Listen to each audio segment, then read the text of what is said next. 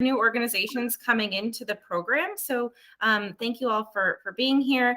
My name's Emily Salenberg. I'm a program director at the State Arts Council and joined by my colleague, Laura Weiss, who you may have been in contact with as well. The two of us oversee the Grants for Organization program at the State Arts Council. And we basically split our organizations and who we work with by discipline. So I work with the visual and media organizations, along with multidiscipline, folk and traditions, and service organizations, where Laura is on the performing and literary side. So if you fall into dance, theater, music, or literary categories, you'll likely be or have already been in conversation with her. So today we're just going to go through the application and a few other things to remember and open it up for some conversation at the end. But before we get into the meat of the program here, just a couple of reminders to please mute your device until you're speaking. Do not present your screen. I'm doing that today, so no need for you to present. If you'd like some way to jot down notes, that's great. We also are recording this session today and can share it out afterwards. We also have the slide deck that we're using that we'll also be posting and can send out. And there's some resources that we'll tell you about that are currently on the website already. So there's lots of ways, but additionally, notes are always helpful when you have got questions along the way. And we're going to hold today's meeting to an hour, so we'll stop right at 1 o'clock today. And for those of you who don't spend a lot of time on Google Meet like we do at the State Arts Council, here's a refresher of where to find some of your tools. If you go to the bottom of your screen, a dashboard will pop up. Some of the most important things to look for are this mute button, which will be kind of center left, your camera button, which will be next to that. There's closed captioning if you prefer to have that. It does kind of capture how we're speaking. It's not always accurate, but it does a pretty good job. We're a small group today, but if you prefer to use the raise hand feature, that'll let us know if you've got a question or a comment. Again, avoid that share screen button with the arrow. If you're looking to change your background or your settings at all, there's 3 little dots here that will kind of provide you those different options. And then the red button is to leave the meeting. So just be careful of that. We don't want you to leave too early, but you can always jump back in if you hit that by mistake. Over to the bottom right, there's a chat feature. Laura and I will both be keeping an eye on that chat box if you prefer to utilize that and to put in any questions or comments along the way, along with a couple other features. And then to kind of get us started, we go through grounding documents at the beginning of all of our State Arts Council public meetings. So this is our equity and justice statement. The arts celebrate our state's diversity, connect our shared humanity, and transform individuals and communities. The Maryland State Arts Council and its supporting collaborators are committed to advancing and modeling equity, diversity, accessibility, and inclusion in all aspects of our organizations and across communities of our state. MSAC and its grantees are committed to embracing equity and non-discrimination, regardless of race, religious creed, color, age, gender expression, sexual orientation, class, language, and/or ability. And the vision of the State Arts Council plays an essential role in ensuring every person has access to the transformative power of the arts. And we do that through our mission, which is to advance the arts in our state by providing leadership that champions creative expression, diverse programming, equitable access, lifelong learning, and the arts is a celebrated contributor to the quality of life for all the people of Maryland. And to dive a little bit deeper, this also shows up in our strategic plan through 5 main goals. And those goals are to increase participation, provide intentional support, build capacity, leverage connections, and bolster Maryland arts. And today's session is an example of providing intentional support.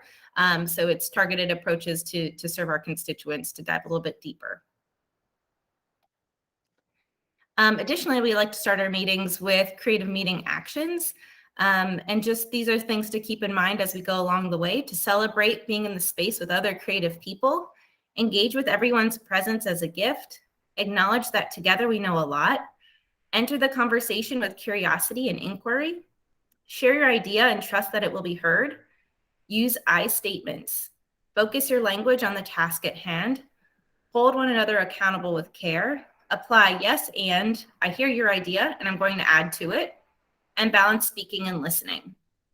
And we also encourage avoiding the use of pronouns in our public meetings. So if you introduce yourself by name when speaking, we ask that you refer to each other by name during the meeting as well. Additionally, a couple of reminders that the State Arts Council has a lot of professional development. We've done a lot the past year and we've got a lot coming up. So a couple of buckets where you might find some different opportunities are through our Envision, which is topic-specific spaces for feedback and very specific programs that we hear from our constituents and things that they want to learn. We have creative conversations, networking sessions.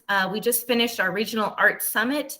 And from the kind of the scope of a larger window of time from March 2020 through June of 2021, we saw over 10,000 participants attending 283 virtual professional development offerings. And we've got a lot coming up. So if you're interested in professional development, definitely take a look at all the opportunities on Eventbrite. And I'm sure I don't see it, but I'm sure Laura dropped the link in the chat box as well. Additionally, there's other ways to get to know the State Arts Council and our grant programs, and that's to join as a panelist. So just like the GFO program has a group of panelists that review the grant applications and go through the process to determine your panel score, which we'll get into a little bit later today, all of our other programs involve panelist opportunities. So we do a public call for each of those programs that you can apply to in our grant portal, Smart Simple. There's training and support that's provided by the State Arts Council staff along the way. Your role as a panelist includes reviewing and scoring applications in connection to a rubric, which is also part of the training. You have a required attendance to attend a public panel meeting, and there's compensation that's provided for your service. And again, each program is a little bit different, but generally these are the main bullet points. And if you have any questions about joining as a panelist or different opportunities that come up, feel free to connect with Laura or myself. Okay, so today, in regards to our info session with the GFO program, we're going to go through the programming guidelines a bit, the application process, and a timeline overview of the full process. We're going to take a look at the application questions and the scoring rubric that goes hand in hand with those questions and sections, and then have some time for some question and answer at the end. And just a note today, you all are new organizations, so we're going to be focused on the on-year application, which you'll be completing this fall. And I think I'm going to hand it over to Laura to take on the next section. Great. Thanks so much, Emily. And it's so wonderful to see so many new faces and new names. Thank you so much for joining us today. I did just want to pause. I think I saw a hand. It might have gone down though. Dr. Martin, did you have a question? I think it might have gone down. So feel free to jump in the chat if you have any questions or raise your hand and we can always come back to you. You are probably familiar with some of these points, but just to kind of to ground us all at the beginning here, what is the GFO program? The purpose of the program is to provide operating support, and that strengthens and sustains Maryland's arts infrastructure. For this current year in FY22, we awarded nearly $16 million in the GFO program. So you all as new organizations are coming into this program now. You're going to hear this many times throughout the presentation today. Your application deadline is in what we call our on-year cycle. As new organizations, you are in an on-year. That will be due on November the 15th at 5:00 p.m. Who can apply? You all are new organizations, so you are going through this for the first time. You submitted an intent to apply application back in the late summer, early fall. Those are due on September 15th of every year, and we welcome those who who go through that process and are determined to be eligible. We welcome them into the program. If you if you do receive funding in the FY23 cycle, you will then be considered a returning applicant in the future. So then you will go through, you'll be a part of the cycle, and we'll go through what that means later. So on year versus off year. New organizations complete the full application process in their first year, which is what you are doing for FY23. And like I said, if approved, then after that, you then fall into the discipline-specific cycle for what we call on year and off year.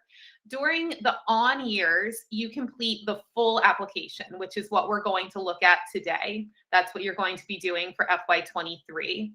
For the off years, which are kind of the in-between years, your organization completes a shorter application process. So for FY23, we're looking at the new organizations, all of you coming into the program.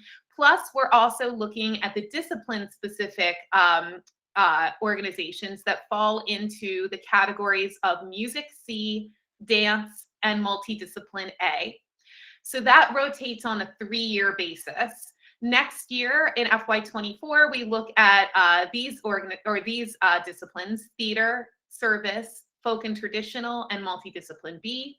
FY25 looks at music, literary, and visual media arts. And then in FY26, we come all the way back around again to the Music C, Dance, and Multidiscipline A. So as a new organization, you're doing the full application this year, and then you're looking in the future to whichever discipline you fall in. And we can help, if you don't know which discipline you're in, we can talk through that. The GFO program, your funding amount is based on a formula.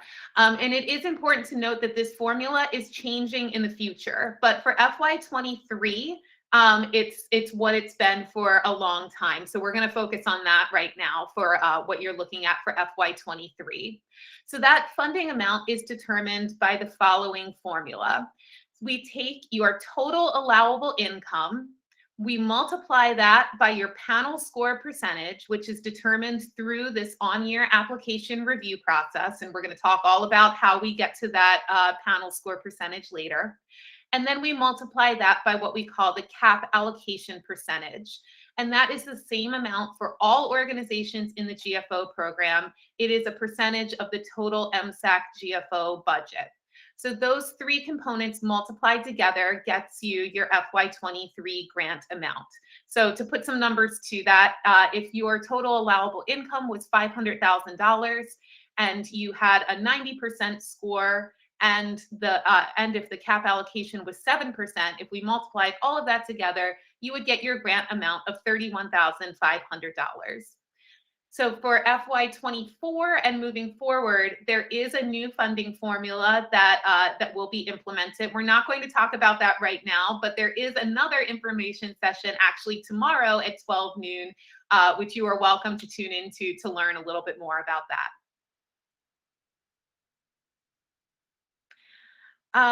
What is included in the review process? Emily, am I handing this over to you here, or am I going still?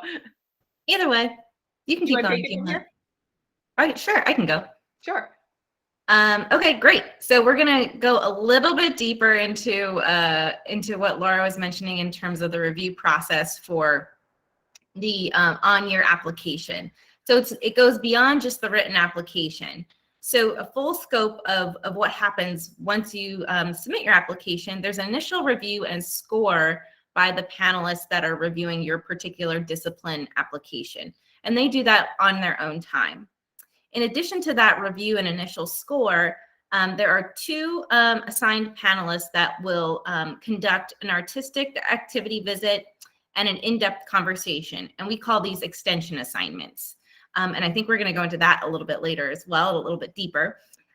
There's also application review and scoring of financials by the State Arts Council staff, and that's either myself or Laura, depending on your discipline. And there's a separate rubric for the financials that we look at. And all of that then culminates into a panel meeting where the panel takes all the information provided in discussion and all the information that they've collected through the extension assignments and hearing from other panelists through that discussion, and then they can resubmit their final scores. So each extension assignment for each organization, again, there's two separate extension assignments. So two different panelists will be contacting you. And it's up to the panelists and you as the organization representative to schedule these events and conversations on your own time. So to make sure that it's in alignment with everybody's schedule so they can really connect with you in the best way possible.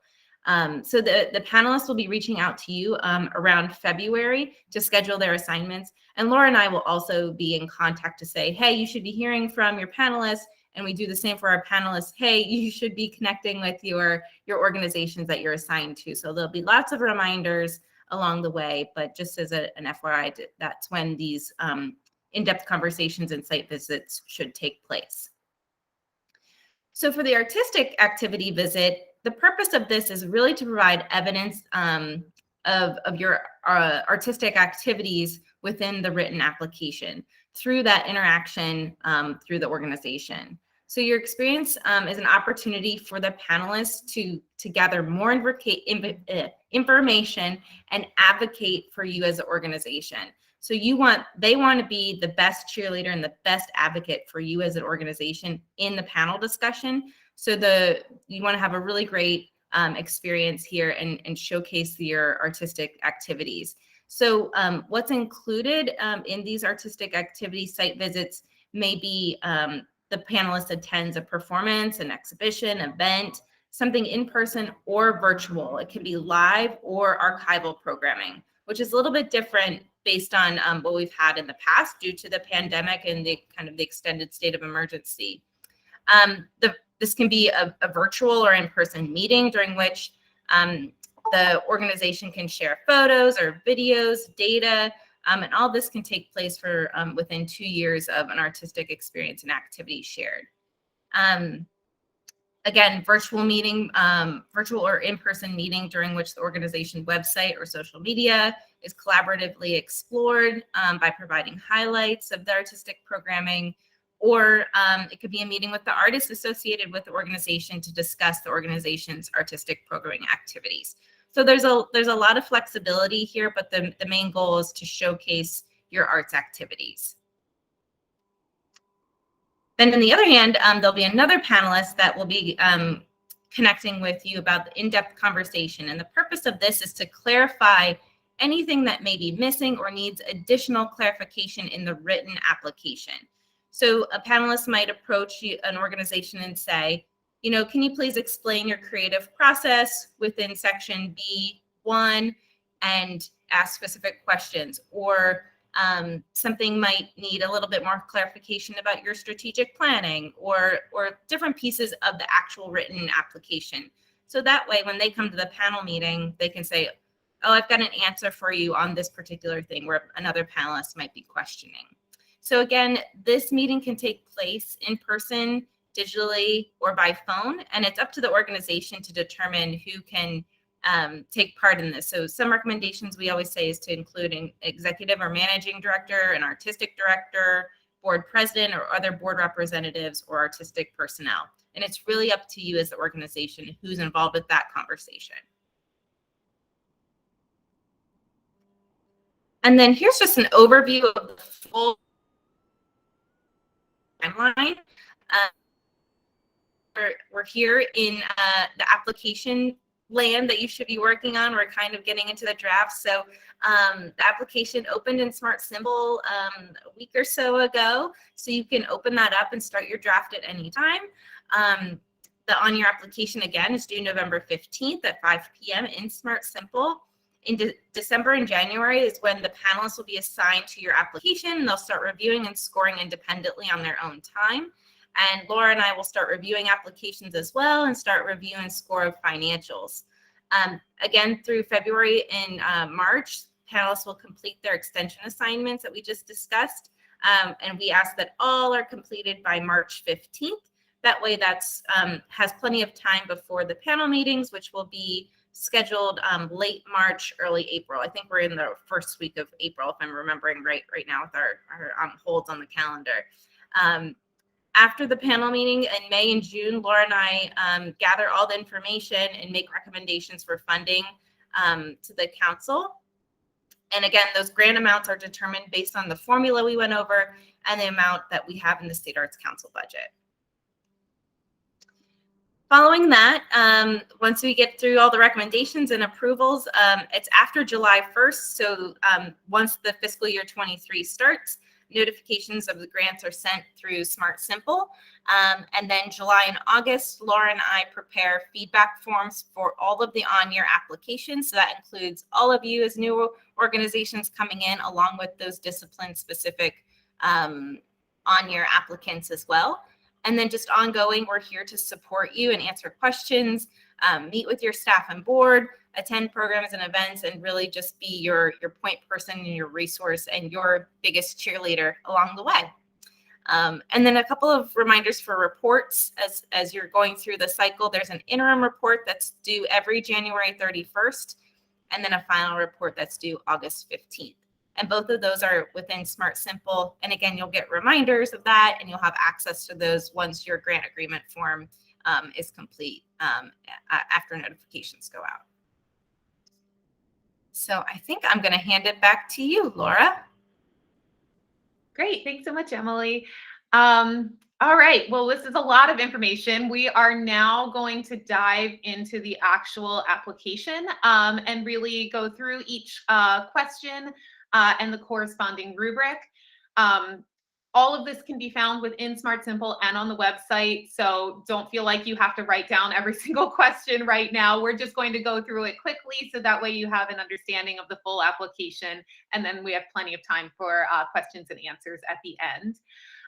So the on-year application, it includes contact and organizational information, which is pretty much just pulled from your Smart Simple profile.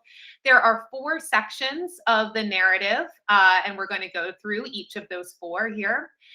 There's a financial section that is included, and that also is part of the attachments. There's a few other attachments that will be needed that we'll talk about. And then finally, there is an authorization signature at the end, which is just typing your name in. It does not require any kind of fancy digital signature or anything like that. It's just typing your name in at the end. And I think Emily just put some links to resources on our website as well. So narrative section A.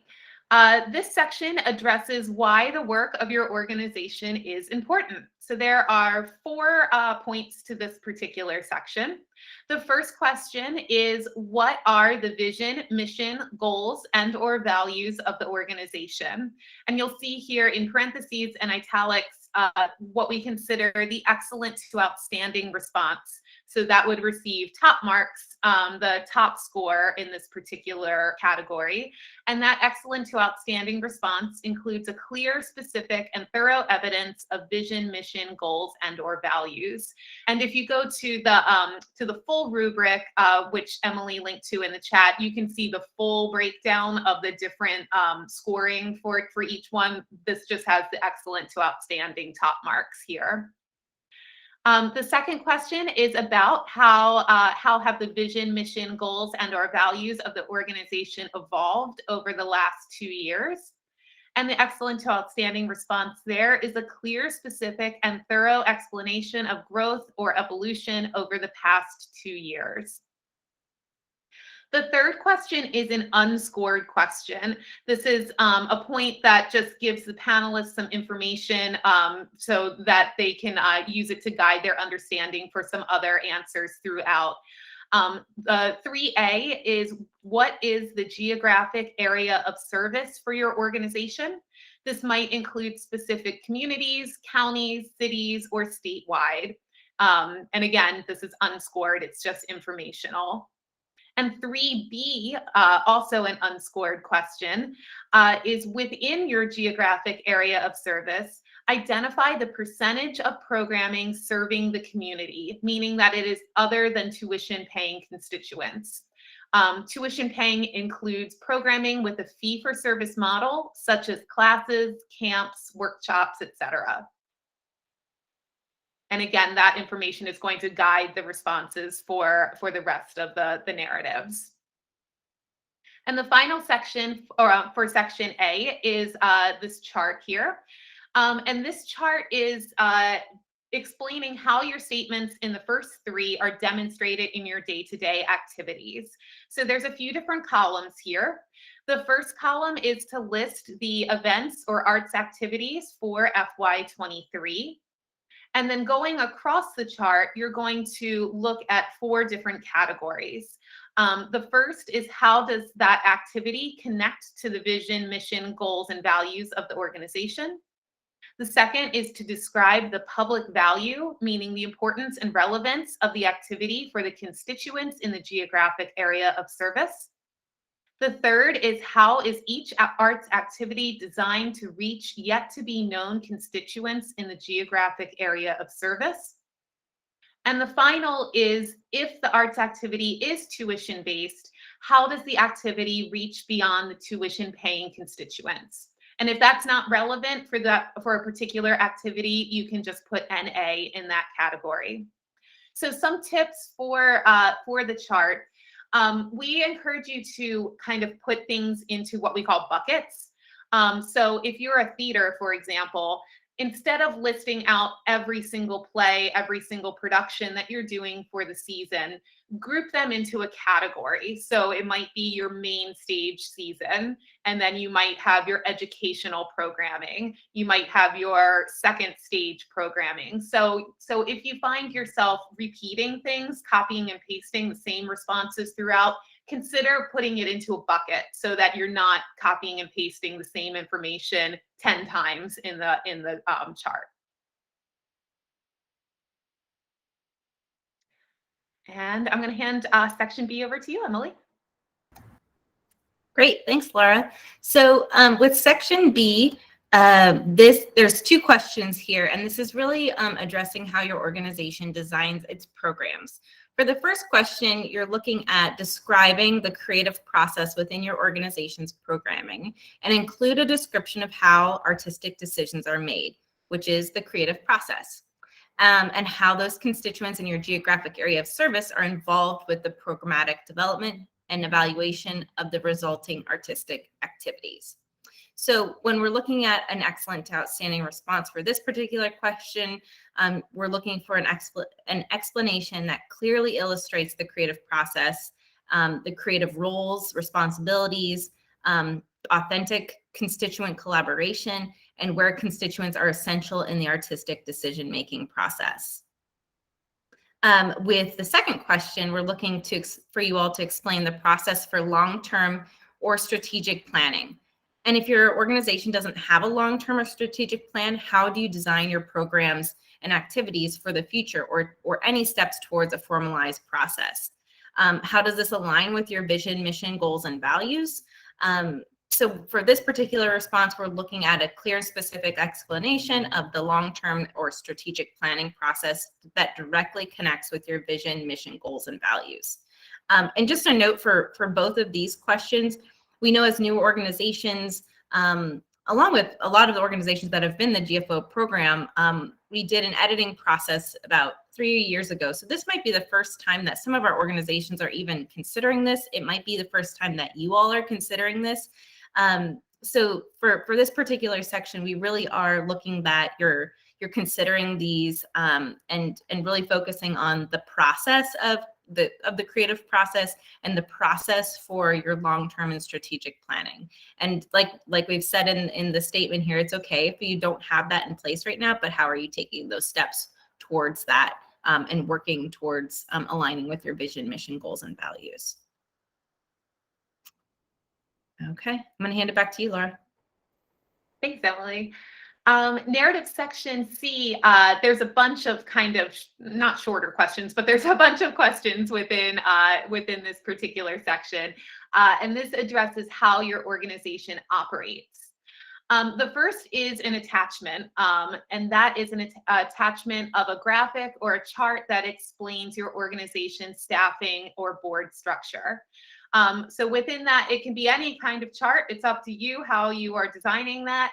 But do include your board, your staff, whether that's paid or volunteered, your artists, other volunteers that you have within the organization. You want to include all of that within the chart. And an excellent to outstanding chart includes a clear and specific explanation of the organization's staffing/board structure. The second question is, how is your staffing and board structure? This can include board staff, artists, volunteers, etc., currently successful. So if you are an all volunteer organization, that's completely fine. When we're using the word staffing, whatever that applies to as your organization, whether that's paid staff, full-time staff, part-time staff, volunteers, any of that, just something to keep in mind. The excellent to outstanding response here includes a clear and specific explanation of indicators of successful staffing and board. The third question is, what staffing/board, and again, looking at board, staff, artists, volunteers, etc., and or financial challenges affect the operation of your organization? And how are the challenges routinely identified and addressed? Something important to point out here, it's okay to have challenges. You don't need to hide them from us.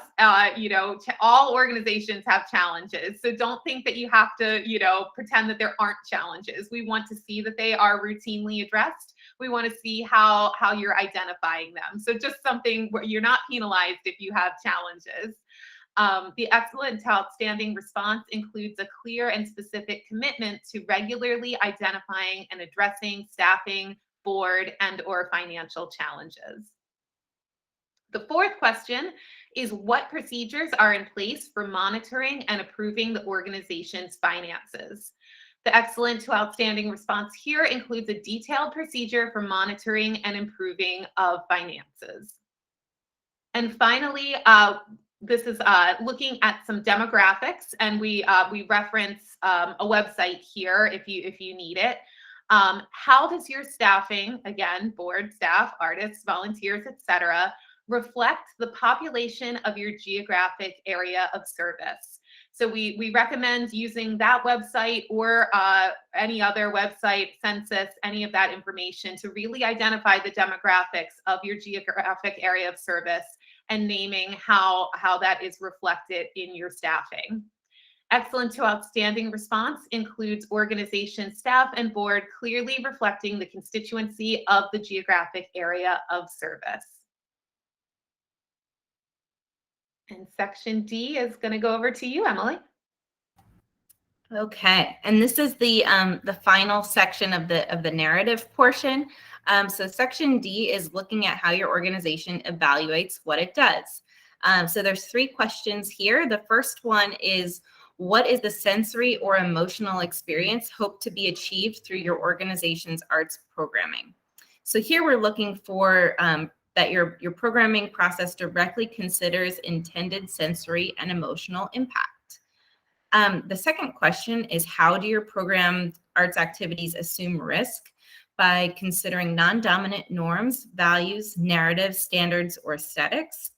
And an excellent to outstanding response is really looking at the process indicates regular consideration of these non-dominant norms, values, narrative, standards, and aesthetics.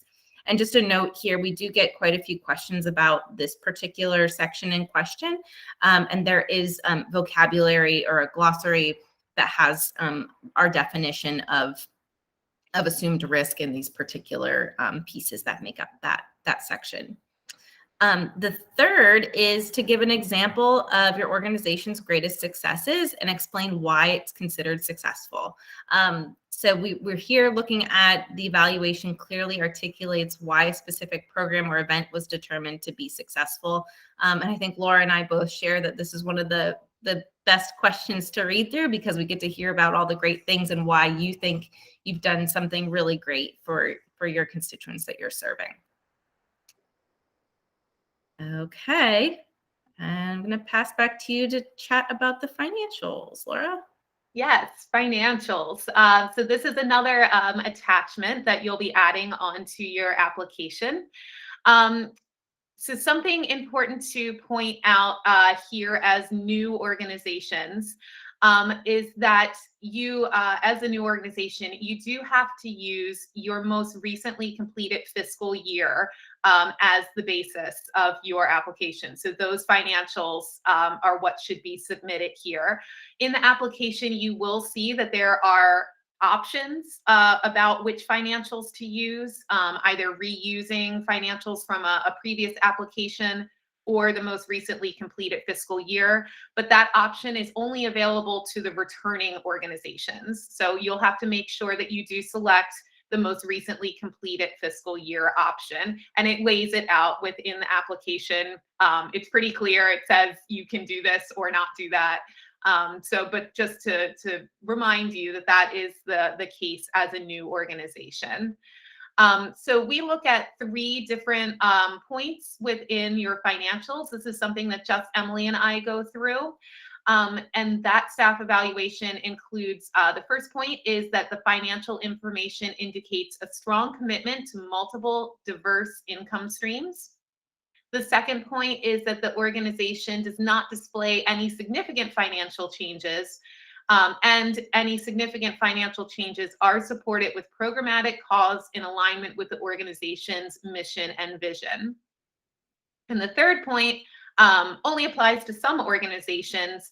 If your budget size is over $600,000, we look for the organization to have to be operating with a cash reserve of at least 1 year. The financial statement, in terms of what you need to attach, it does depend on your budget size. So if your total allowable income is under $600,000, all we need is just a financial statement, which typically is a P&L, signed by your treasurer, your accountant, somebody from the organization that can sign off on that. You do not need an audit if you are under $600,000. If your total allowable income is over $600,000, then we do require an independent external audit prepared by a CPA firm, and that must be included within your application. And then there's just those few other attachments, which I think we've pretty much touched on throughout the rest of the application presentation. But you'll include the attachment of the organization staffing structure. There's also, you'll need to attach your IRS letter of determination. And then finally, you'll also need to include a signed W-9 so that we can get the grant to you if you are approved for funding. And I think our final point here is really looking at feedback. We are available, Emily and myself, we are available to review your application and offer feedback throughout this process. So you can feel free to email us at any time. We are happy to read drafts, to offer helpful points, to ask clarifying questions, and to offer feedback for you, especially as new organizations. You know, this is it's a fairly big narrative application. So, you know, we want to make sure that all of your questions are answered, that you're comfortable with the terminology, all of that. So we are happy to offer feedback. We do ask that you allow for up to 10 business days to receive that written feedback.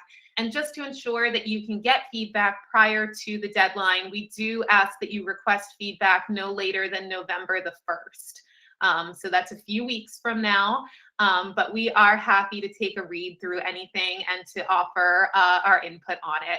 And you can feel free to reach out to us anytime and we can talk about it via email or schedule a phone call or a Google Meet.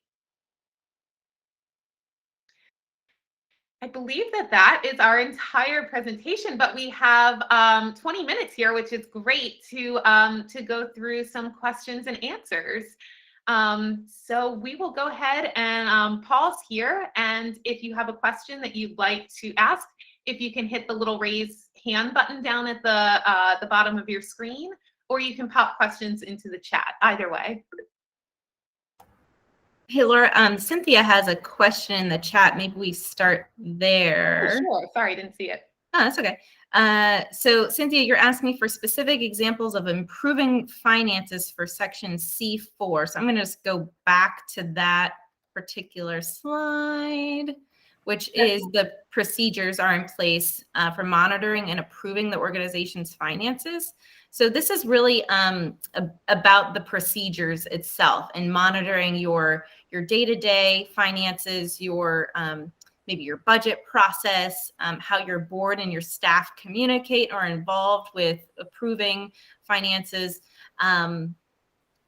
So really it's focusing on that procedure part and processes rather than improving. I hope that's a helpful clarification. Okay, thank you. Sure. Then I see Bob, you have a hand up. Yes, for the visits at the end of the process, the extended visits, that's when you use pictures and videos, correct? That's when you share those at that point. You don't want anything prior to that point, correct? Yep, you got it. So that would be through your artistic activity site visit in particular. So Okay. That's where the panelists will be looking for that. Mhm. The second question that I have for you real quick is, will you send out a link for the new formula meeting tomorrow? Because I'm not sure I've gotten one yet, but that would be great. Or post it here. Yep, I think we can post it in the chat. It's on our Eventbrite page. Oh, okay. Yep. Thank you. That's all. I appreciate it. Great, thanks, Bob. And I'm going to repost that Eventbrite link right here. And Wendy, it looks like you had the same question. So you can go ahead and go right here and you can sign up for tomorrow's session too.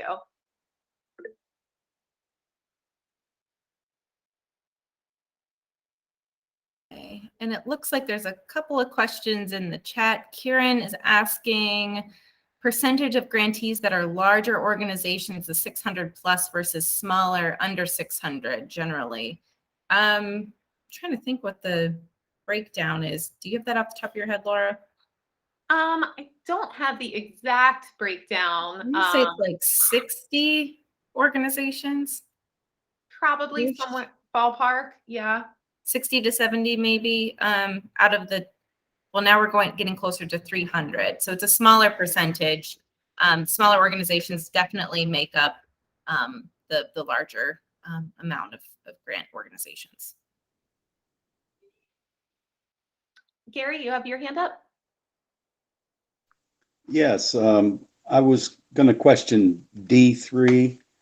I thought I heard that you were saying the successful programs for more than the past year, but the question says the past year. Is that what you want? Yep, it's looking at one recent example of greatest success. So that I guess we don't really say specifically within the past year, but just a recent example of success. Okay. My second question is that it sounds to me like our treasurer needs to sign off on the financials that you're asking for. Is that right? Yep, that would be right. Since you don't have staff like a financial director or something like that, you would have your treasurer go ahead and just sign at the bottom saying that they've verified the numbers. Okay. Yep. I think that's it for this second. I might have another question later. Yeah, absolutely. It looks like Lauren has a couple of questions in the chat. What percentage of new applicants are funded in a typical year? It's really based on the recommendations of the panel. I would say typically it's most organizations are funded as long as they score above it's 70%, right? So there's typically a handful that don't necessarily make that mark, or something else may happen that they're not recommended, but generally it's most organizations are funded. Additionally, Lauren, you're saying you're a museum. Are visitors buying tickets considered part of the tuition fee constituents? And I would say that no, that's not necessarily considered tuition. We're looking at things where maybe like a fee for service, for example. So if you were hosting like a summer camp that would require a tuition or a payment to be a part of that particular program, that would be an example. And we can talk one-on-one about different examples as they come up in your programming. Looks like we have a question too from Lisa. Can you please reiterate the part about operating budget and cash reserves? For example, if an organization's operating budget is $2 million, they would need $2 million in reserves. So that's, looking at just organizations over that $600,000 mark. And yes, we do look to that there is the cash reserves, if there's reserves that would be able to sustain basically the organization for a year. We do look at really all assets when it comes to that. So we're just making sure that there is that capability to maintain for at least a year.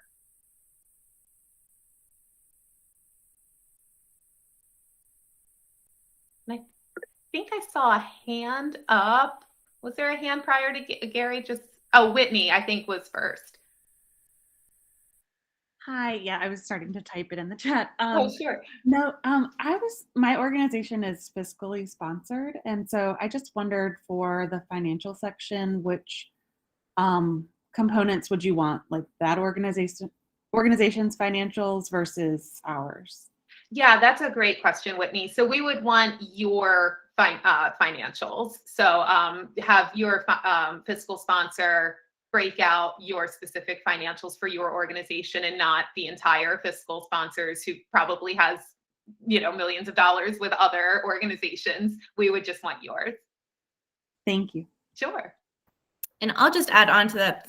It made me think about others that might be in a similar scenario as an arts program. So whenever you're giving your finances within the organization, there are some of you that will fall into what we call general operating grants, which 100% of your mission is arts-based. But then there's some that are coming into the GFO program that are considered arts programs. And we've probably had a conversation with you already about this, but when you're putting together your finances, we'll be looking for your income and expenses for your arts programming only. So that might be a percentage of your programming. It might be a specific breakout from a larger organization budget, whatever that may be. So if you're an arts program, just be mindful that we'll need to look at your specific arts activities and income and expenses there as a separate document.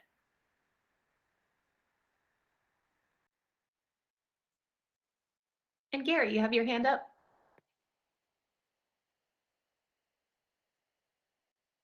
There we go. I got the button pushed right. Question about the key people. It's asked on I think, sort of the first page. And then I look at C1, which is, I think it's C1, to make the attachment of a graphic chart showing, your organization. It's very possible, I'm asking if this is maybe true, that our key people probably are all going to be in that chart. Is that what you see? Yeah, that's absolutely can be the case. Yeah, the key people, which is part of the contact information first tab, is really naming executive director, managing director, probably your board officers, that those kind of key personnel, if you will. And then, yes, I would imagine that actually all of those should translate into your graphic as well. The graphic is going to be a bit more detailed probably, for our larger organizations that have full staff, with lots of different, subsets of different departments and things like that. It's going to get a lot bigger. If it's an entirely board run organization, you might have your different committees, laid out within your graphic to show, exactly what the structure is. Right. But yes, I would imagine that, yes, there would be carryover between the two. Okay. And then last thing is you said list well, I said list the officers and define what they do. Is that what you're asking for, the definition of the position of each of the people? I don't think we have definition anywhere. I'm just checking to make sure I'm not forgetting something. So I don't think necessarily a definition is needed, but you do want to make sure that it's a clear structure. If there is a, something that you need to explain, something that you want to, give a little explanation that this is what this person is responsible for, certainly that can be included. Just depending on your individual organization structure. Everyone's unique. So, sometimes there needs to be a bit of information added. Sure. In our arts program, the production committee is the kind of the center of everything. And we have a pretty detailed process for that. Would you want to see all of that? I think it would depend. I think that could potentially be a part of the creative process, depending on, it sounds like they're the ones that are, kind of driving the creative decision making and such. So I would suspect that probably a lot of that would go into that particular narrative question. I'm happy to take a look at it though, just draft wise, and make sure that it's clear in what part that goes into. Okay, thank you. Yeah, of course.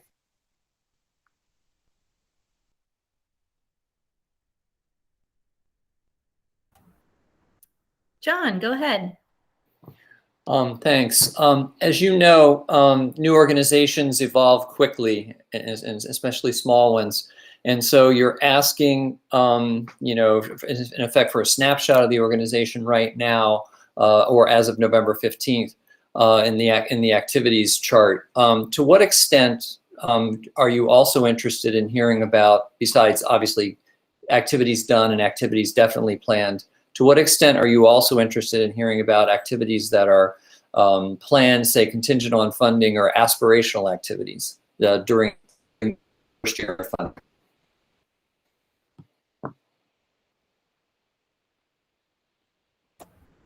You broke up there at the end, but I think I caught it. So with the chart, we're really looking at the upcoming fiscal year. So what you have planned for FY23. So that would be July of 22 through June 30th of 2023. So really, it's that snapshot that we're looking at. If it makes sense, John, in some of the other questions, maybe in A2, when it goes through the changes, or what's evolving, that might be an opportunity if you're working towards something in particular, something larger, that there's changes that are happening that would affect your vision, mission, goals, and values. That might be the space. But really, we're looking at kind of that snapshot of what you're planning for FY23. Then within those off years, so you will have to provide another application for FY24 and 25.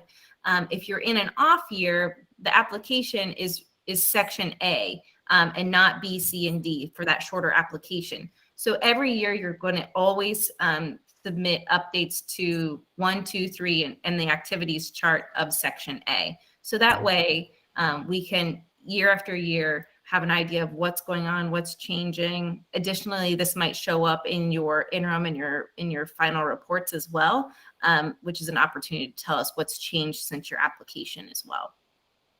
Does that help answer? Yes, it does. Thank you. Great. Great question.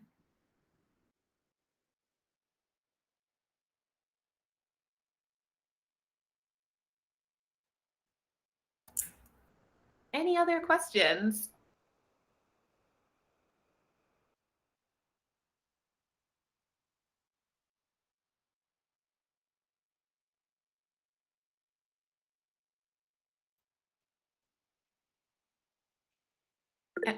Oh, Bob? It's Bob, right? Here we go. You're going to post these slides? Yes, we will. In the coming days, we will post both this video and the slides to the website. Okay, And we'll send out that link so you have all of the you information. send us the link. Thank you. Yeah, absolutely. Thank you. I want my board to read it.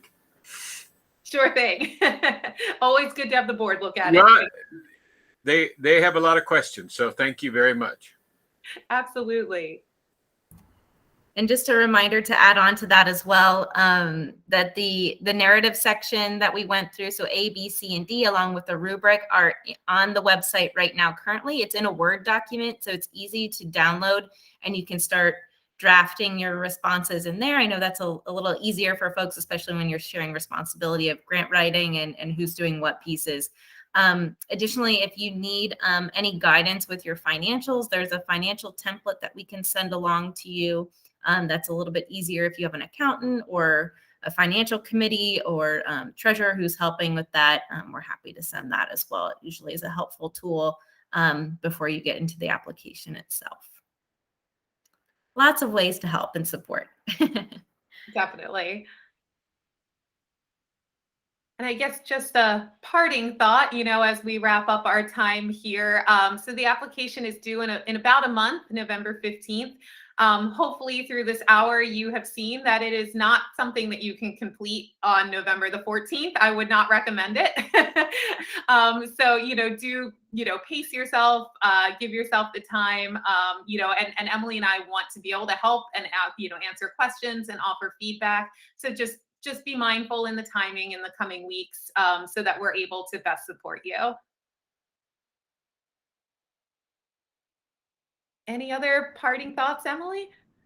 I think that's it. I mean, the other piece of advice I like to give folks is it's a great way to sit down with your staff and your board to talk through and be reflective of what's going on with your organization. That's the application is meant to be that way, to be thoughtful and strategic and forward thinking and reflective. So it's great to sit down with multiple people that are involved with your organization at in different ways.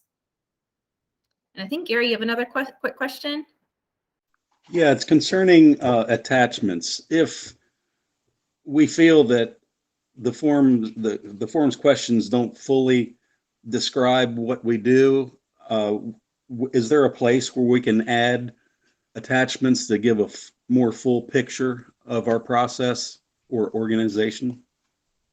That's a great question, Gary. So we do not consider any additional attachments. So if you were to send, say, reviews or, documents from your board or something like that, those are not considered as part of the application.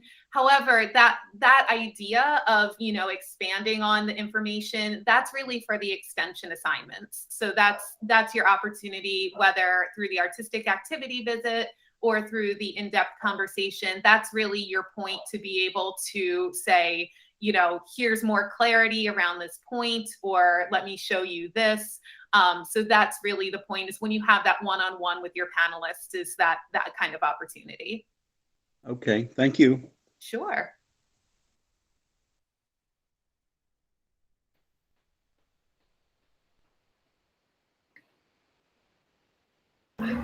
John, go ahead.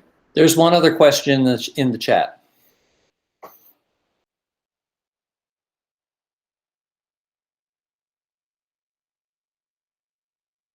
Oh, thank you for that. Sharmila asked, following up on John's question, if we are potentially considering some activities but are unsure, or if it is contingent on funding, should we include them? It's really up to you in your planning. I would say that if you think if that's the goal and the plan is to conduct those programs or activities, include that in your scope. And then if anything changes, that's when at the interim report or the final report, that's where you can convey any changes to the programming and activities. But I would definitely include what you know to be true and what you're reaching towards in terms of planning for FY23. Thanks, John. Thanks, Sharmila.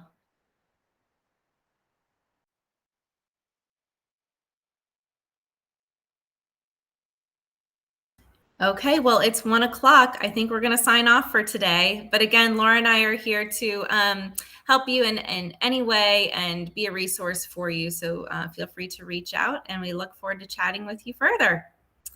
Have a great afternoon. Thanks, everyone. Thank you.